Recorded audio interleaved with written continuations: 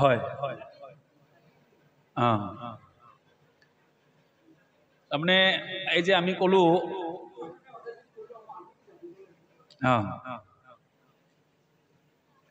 শাস্ত্ৰই কৈছে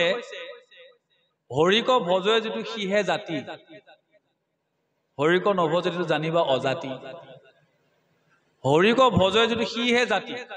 আমি যে জাতি পাতি কথা কৈ আছো এইটো নহয় শাস্ত্ৰই এই সিস্টেমটোক এই ব্যৱস্থাটোক স্বীকাৰ কৰা নাই শাস্ত্ৰই কৈছে হৰিক ভজিলে জানা সিহে জাতি হৰিত বিমুখত যিটো সেইটো অজাতি যিজনে হৰিক পুজিব হৰিমুখী হ'ব হৰিৰ ভকত হ'ব সিয়ে জাতত উঠিছে কৰিব হৰিক নামানা হৰিক সম্পূৰ্ণ হৰি বিমুখীজনে অজাতি জাতি জাতক সংস্কাৰ হোৱা নাই তেওঁ সংস্কাৰ হোৱা নাই সেইজনকে অজাতি বুলি কৈছে শাস্ত্ৰৰ সিদ্ধান্ত মতে এনেকুৱাই জাতি অজাতিৰ যিটো কিন্তু এটা কথা কি ভকতি বোলা বস্তুটো এনেকুৱা আকৌ ভকতি নবাছে জাতি অজাতি আপুনি যদি ভকতি কৰিছে নাম বস্তু যদি আপুনি শৰণ লৈছে নামে কিন্তু ভকতিয়ে কিন্তু জাতি অজাতি নিবিচাৰে সেই কথা কৃষ্ণ কৃষ্ণ ও ৰাম বলিলা পূৰ্ব কিনু কহিলা হানি ইটো কথা একো পুৰুষত নত শুনি শুনা সাৱধানে তাৰ নিপতি উত্তৰ ইটো মহাভাগৱত শাস্ত্ৰ বৈকুণ্ঠ হাত মহাধৰ্ম একে নামেষে পক্ষা শ্ৰৱণ মাত্ৰকে কৰে কৃষ্ণক সাক্ষাৎ পূজা নমস্কাৰ ধ্যান সমস্তে দুষ্কৰ্ম হৰি গুণ নামে ধৰ্ম মহাসুখ হি ৰাম স্ত্ৰী বাইল বিদ্ধ সমস্ততে অধিকাৰ চাণ্ডালকো কৰে নামে তেখনে উদ্ধাৰ কলিৰ সন্ধ্যাত মই পঢ়িলো প্ৰীতিত তুমি মহা বৈষ্ণৱত কৰিব বিধি হে ৰাম প্ৰশ্নৰ উত্তৰ দেও শুনা সাৱধান কৃষ্ণৰ নামেহে জানা পৰম কল্যাণ নামে সাধ যাৰ যেন মতি অভিলাষ জীৱা মূৰ্খ হৈ বৈকুণ্ঠত দেন্দবা জ্ঞানৰো জানিবা হৰি নামে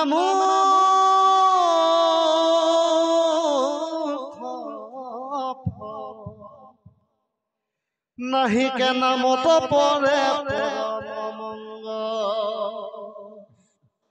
এ ৰাম চাৰিও বেদৰ সাৰ হিকে নিশ্চয় কৃষ্ণ কৃষ্ণ জানি পৰীক্ষিত তুমি তেজিও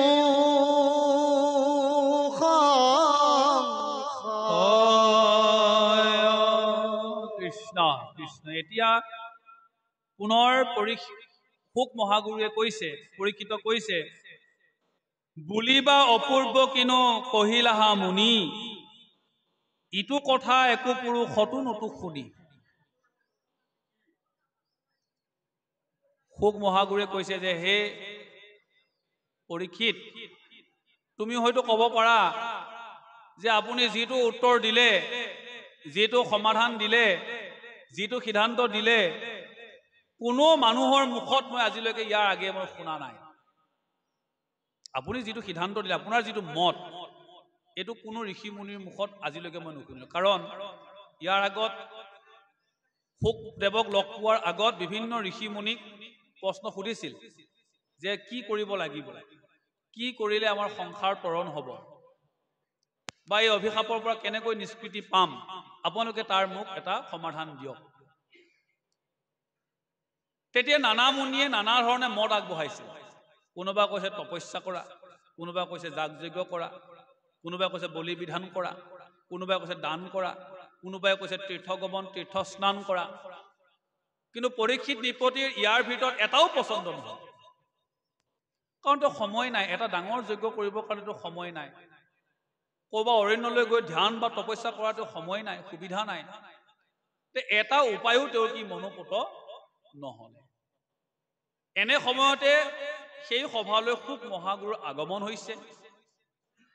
আৰু তেখেতক অত্যন্ত শ্ৰদ্ধা ভক্তি কৰি আসনত বহুৱাই নৃপতি পৰীক্ষিতে একেটা প্ৰশ্নকে সুধিছে যে মোৰ কেনেধৰণে তৰণ হ'ব, এই সংসাৰৰ পৰা মই কেনেকৈ নিষ্কৃতি পাম, বাৰে বাৰে সংসাৰ চক্ৰত অহা যোৱাৰ পৰা মই কেনেকৈ ৰক্ষা পাম, আপুনি মোক এই বিষয়ে জনাওক। তেতিয়া সেই প্ৰশ্নৰ উত্তৰ দিবলৈ গৈ এইখিনি কথা ক'ব লগা হ'ল যে যিসকল জীৱই এই সংসাৰৰ পৰা নিষ্কৃতি পাব বিচাৰে, বাৰে বাৰে সংসাৰলৈ অহা যোৱাটো বন্ধ কৰিব বিচাৰে, সেইসকলে কেৱল হৰি নাম শ্ৰৱণ কীৰ্তন কৰক।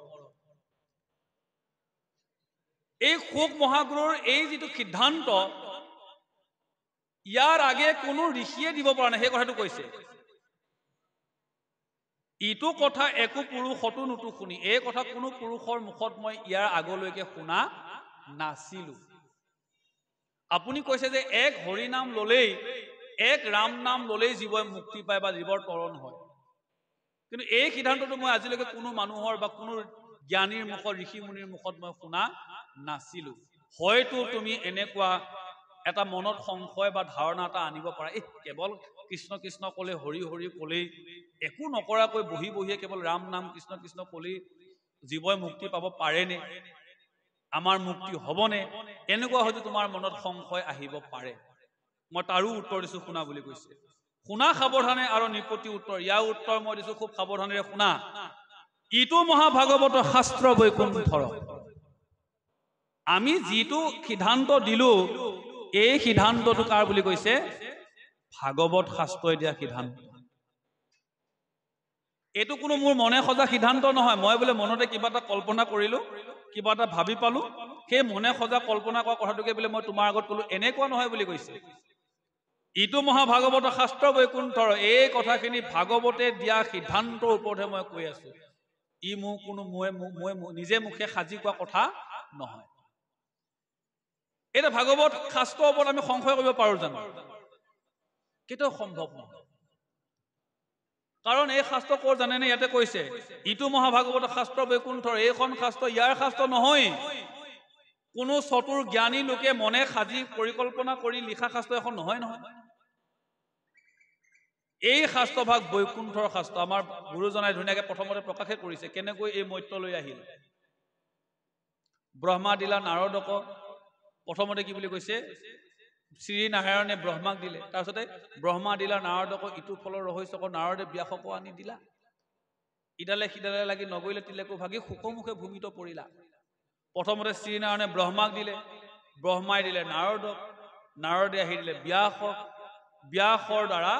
সুকে এই শাস্ত্ৰ গোটেই সমস্ত জগততে প্ৰচাৰ কৰিলে। কিন্তু মূলত এই বস্তুটো ক'ৰ আছিল? বৈকুণ্ঠৰ আছিল। আৰু বৈকুণ্ঠপতি প্ৰভু ভগৱন্ত পুৰুষে নিজা শ্ৰীমুখেৰে এই কথাখিনি ব্ৰহ্মাৰ আগত প্ৰকাশ কৰিছিল। গতিকে এই কথাখিনি সংশয় নাই, ইয়াত আমি কেতিয়াও সংশয় কৰিব নোৱাৰো। আৰু ইয়াক সংশয় কৰাজনক গীতা শাস্ত্ৰত কি বুলি কৈছে? অজ্ঞস অশ্ৰদ্ধাৱান সংশয়াত্মন বিনশ্যতি ন অয়ম লোক অস্তি ন পৰু ন পৰাংগতিম। কৈছে অজ্ঞস অশ্ৰদ্ধাৱান সংশয়াত্মন বিনশ্যতি, যিজনে শাস্ত্ৰকো সন্দেহৰ দৃষ্টিৰে চায়, এই গীতা শাস্ত্ৰ বা ভাগৱতকো সংশয় কৰে, সন্দেহৰ দৃষ্টিৰে চায়, সংশয়াত্মন বিনশ্যতি, তেনেকুৱা এজন সংশয়ী লোক বিনশ্যতি মানে বিনাশ হ'ব। ন অয়ম লোক অস্তি, সেইজনৰ এই লোকত সুখ নাই, ন পৰাংগতিম, পৰলোকতো সুখ নাই। শাস্ত্ৰক সন্দেহ কৰাজন এওঁলোকতো সুখ নাই, তেওঁলোকৰ সেই পৰলোকতো সুখ নাই, সেইজনৰ নিশ্চিতভাৱে পতন হ'ব, সেইজনৰ ধ্বংস হ'ব। শাস্ত্ৰক সন্দেহৰ দৃষ্টিৰে চাব নাপায়। কোনোবাই মনে সজা কথা এইবোৰ এই বুলি ভাবিবলৈ নাপায়। কাৰণ এই ভাগৱত শাস্ত্ৰ ইয়াৰ শাস্ত্ৰ নহয়, বাৰম্বাৰ সেই কথাটোকে সুকে কৈ আছে।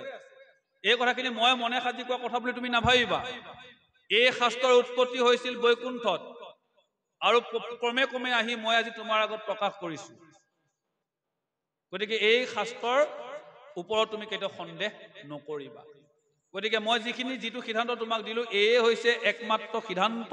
আৰু তুমি এই মতেই বাকীখিনি জীৱন তুমি কৰ্ম কৰি যোৱা নিশ্চয় তোমাৰ মুক্তি হ'ব বুলি কৈছে আত্মমহা ধৰ্ম একে নামেকে প্ৰখ্যাত শ্ৰৱণ মাত্ৰকে কৰে কৃষ্ণক সাক্ষাৎ এই ভাগৱত ধৰ্মত ভাগৱত শাস্ত্ৰত এটাই ধৰ্মৰ কথা কৈছে বাপে যিটো প্ৰভুজনাই যিটো কথা সুধিছিলে আত্মমহা ধৰ্ম একে নামেকে প্ৰখ্যাত এই ভাগৱতৰ এটাই ধৰ্ম হেতু কি নাম হৰি নাম শ্ৰৱণ মাত্ৰকে কৰে কৃষ্ণ সাক্ষাৎ আৰু এই হৰি নাম শ্ৰৱণ কৰা মাত্ৰকতে জীৱই ভগৱন্ত পুৰুষক সাক্ষাৎ কৰিব পাৰে উদাহৰণ ইয়াতেই আছে পৰীক্ষিত নিজেই 7 দিন শুনাৰ পিছত কি বুলি কৈছে লিংগ দেহা জীৰ্ণ এইটো ভয় লকলে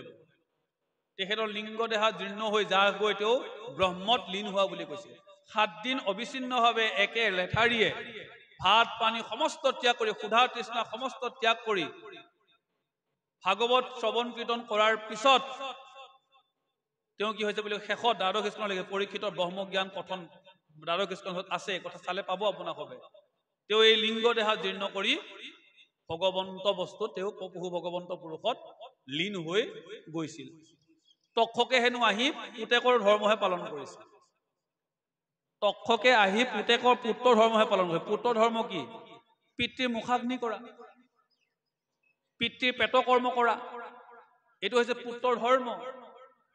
এই পুত্ৰই কৰিবলগীয়া কামখিনি আহি তক্ষকে কৰিলে তক্ষকে খুদ মাৰি দিলে বিষ বহনি লাগি শৰীৰটো জ্বলি গ'ল কিন্তু তাৰ আগতে পৰীক্ষিতে ব্ৰহ্মক লীন গৈছিল ব্ৰহ্মত লীন গলেই ফেলটোহে আছে এই জড় শৰীৰটোহে আছে তক্ষকে খুদ মাৰি শৰীৰটো জ্বলাই পেলালে সেই বিষ বহনিতে বিষ জুইতে শৰীৰটো জ্বলি ভস্মীভূত হৈছিল তাৰমানে পুত্ৰই কৰিবলগীয়া পেট কৰ্মখিনি তক্ষকে আহি কৰিলে গতিকে তাৰ সাক্ষাৎ প্ৰমাণ যে ইয়াক শ্ৰৱণ শাস্ত্ৰই কৈছে শ্ৰৱণ মাত্ৰকে কৃষ্ণক সাক্ষাৎ শ্ৰৱণ কৰিলেই কৃষ্ণক সাক্ষাৎ কৰে তাৰ উদাহৰণ বেষ্ট এক্সাম্পল হৈছে আমাৰ পৰীক্ষিত তেওঁ 7 দিন শ্ৰৱণ কৰি তেওঁ ব্ৰহ্মক সাক্ষাৎ কৰিব পাৰিছিলে ঈশ্বৰক সাক্ষাৎ কৰিব পাৰিছিলে ঈশ্বৰৰ লগত তেওঁ বিলীন হৈ যাব পাৰিছিলে পূজা নমস্কাৰ ধ্যান সমস্ত দুষ্কৰ হৰি গুণ নাম ধৰ্ম মহা সুখকৰ পূজা